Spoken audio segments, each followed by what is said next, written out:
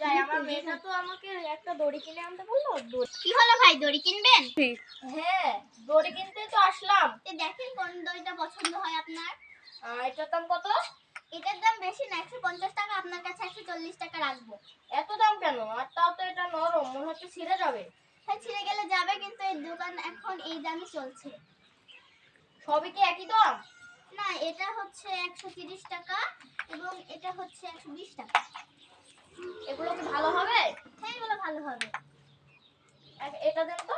আচ্ছা, নেন।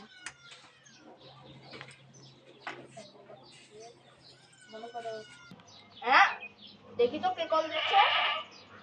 হ্যালো, এই যে দড়ি কিনতে আসলাম। কেন, কি হয়েছে? দড়ি কিনে নিয়েছো? আমাকে একটা আগে ফোন করতে পারোনি? আমি হুদাই বাজারে আসলাম। আচ্ছা, বাড়ি আসছি। পারবো না। আরে ভাই, শুধু আপনি আমাকে হয়রান করলেন।